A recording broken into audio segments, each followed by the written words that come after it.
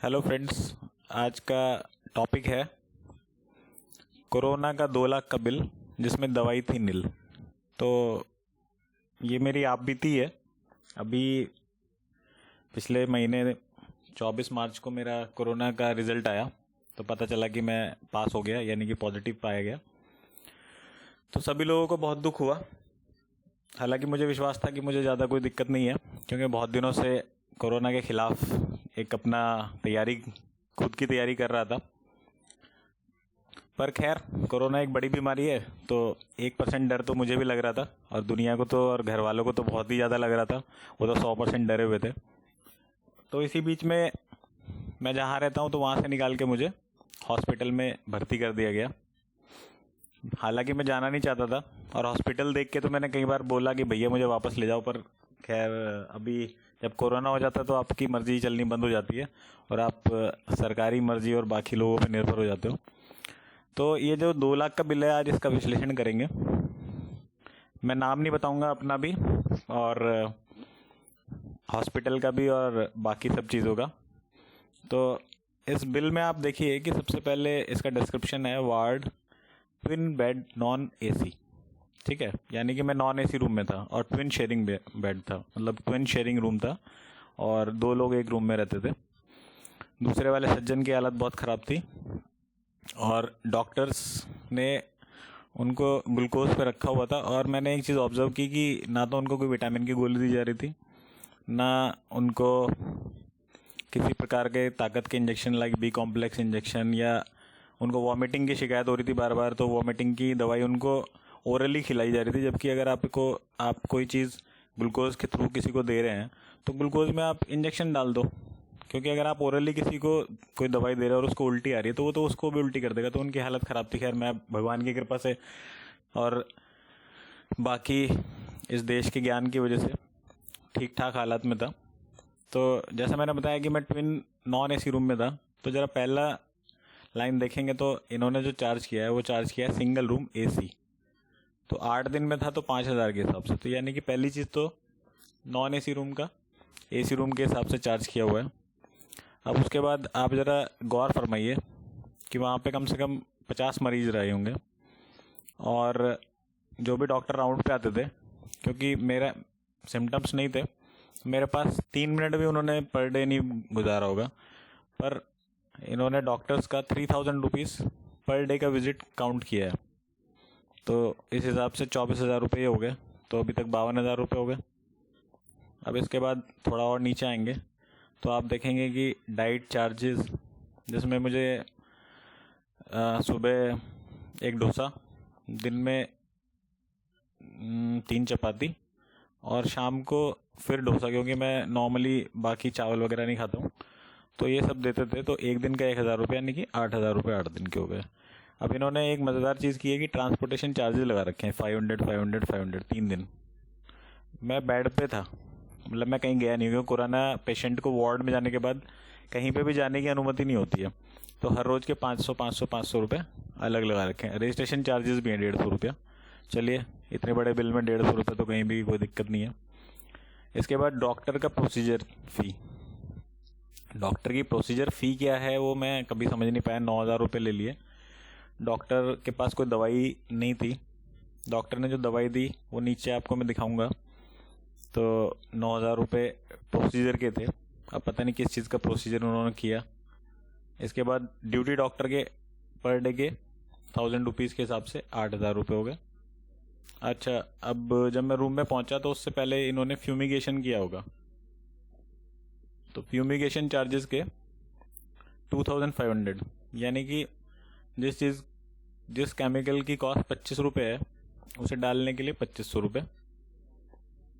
फिर intern visit charges 8, जो लोग आते जाते रहते थे, और बाकी नर्सेज वगैरह के 2,500 रुपये रोज़ के हिसाब से 20,000 रुपये ये हो गए। मेडिकल रिकॉर्ड रखने के लिए भी भाई बहुत मेहनत करनी पड़ती है, तो 700 रुपये इस बात के हो गए। इसके बाद हो गया मिसलिनियस 1,500, मतलब इसके बारे में तो बताया नहीं कि 1,500 किस बात के हैं। नर्सिंग चार्जेस 750 रुपये। नर्सेज अलग से आती थी तो उसके भी 750 हो गए, और वो मेरे ही रूम में आती थी, बाकी और बराबर में नहीं आती थी। इस हिसाब से बिल बनाए गए हैं। फिर पीपी चार्जेस, ₹2500 पर डे। मतलब जो डॉक्टर नर्स आते थे वो खाली एक ही रूम में एक ही पेशेंट को देखने आते थे, बाकी दूसरा पेशेंट और बाकी जो पूरा हॉस्पिटल है, उस हॉस्पिटल में कम से भी कम 50 लोग थे, तो उन 50 लोगों को वो नहीं देखने आते थे, जबकि वो राउंड लेने आते थे। पर चार्जेस ₹2500। अगर आप एक आदमी से सोचो तो पर डे लगभग ₹1,00,000 के पीपीई। जबकि अगर आप 10 लोगों का भी स्टाफ मान लो और 3 डॉक्टर भी लगा लो, 15 भी टोटल हैं, तो ₹1000 का पीपीई किट आता है, तो ₹15,000। और अगर 50 मरीज हैं तो अगर इक्वल डिवाइड कर दे जाए तो मुश्किल से 6 बहुत ही कम हो गया भाई, 15,000 और 50 मरीज तो ₹300 हो गया। तो ₹2500 की जगह, ₹300 की जगह ₹2500। तो इस टाइप के चार्जेस लगा के 77,500 ये हो गए। तो अभी तक हमारा बिल हो गया 40,000, 24,000 और 77,000, यानी कि लगभग 1,40,000। अब अगली चीज़ देखते हैं। अब आगे क्या था कि मैं एसिम्टोमेटिक था, क्योंकि जब तक मैं पहुंचा तब तक मेरा बुखार जो मुझे हुआ था वो पहले ही 1-2 दिन वो सब उतर चुका था। पर फिर भी वो लोग रोज़ मेरा ब्लड ले जाते थे। ठीक है, तो जितना डॉक्टर मेरे पास मुश्किल से 1 या 2 मिनट भी रहते नहीं थे, क्योंकि मुझे कुछ था ही नहीं। मैं उनको बोलता था कि मुझे कुछ नहीं है, आप मेरा जल्दी से टेस्ट करो, छुट्टी करो मेरी यहाँ से। पर फिर भी उन्होंने मेरे को हॉस्पिटल में रखा, और जो कि आईसीएमआर की गाइडलाइन का भी एक तरह से विरुद्ध है। आईसीएमआर की 10 मई की गाइडलाइन है, वो ये कहती है कि कोई भी एसिम्टोमेटिक या माइल्ड सिम्टोमेटिक मरीज को आप भर्ती नहीं करोगे, क्योंकि अगर आप एक एसिम्टोमेटिक को भर्ती कर रहे हो तो एक तरह से आप एक बेड ऑक्यूपाई कर रहे हो, जो कि एक क्रिटिकल केयर के मरीज के लिए ज़रूरत पड़ सकती थी। कोई ऐसा मरीज जो मर सकता है, उसके मुकाबले मेरे को वहाँ पे ज़बरदस्ती रखा हुआ था। तो ब्लड टेस्ट की बता रहा था मैं आपको। तो हर रोज़ ये ब्लड टेस्ट किए जाते थे, और लास्ट में मेरे 3 कोरोना के टेस्ट किए गए, जो कि उस टाइम की आईसीएमआर की गाइडलाइन के टोटल विरुद्ध है। आईसीएमआर की गाइडलाइन कहती है कि अगर आप एसिम्टोमेटिक हैं तो आपको 10 दिन के बाद, जब से आपको स्टार्ट हुआ, ऐसा नहीं है कि अगर मैंने बुखार 1 तारीख को हुआ और टेस्ट 9 को कराया तो आप मेरे को 9 तारीख से अगले 10 दिन तक रखोगे। अगर 1 तारीख को मुझे बुखार हुआ तो 10 दिन के बाद में आप मुझे वैसे ही डिस्चार्ज कर दोगे विदाउट एनीथिंग। और अगर मैं गया ही 8 दिन के बाद था तो ज़्यादा से 2 दिन हॉस्पिटल में रख लेते। तो इन्होंने टोटल जो इन्वेस्टिगेशन की, सीटी स्कैन किया, जबकि एक एक्सरे से भी काम चल सकता था, 3 बार कोविड टेस्ट किया, तो टोटल मिला के ₹45,000 के टेस्ट हो गए। अब इसके बाद दवाई आते हैं। अब ये दवाई देखो आप, दवाई मेरे को पहली दवाई ₹65 की टैबलेट्स थी, फिर अगली टैबलेट ₹13 की।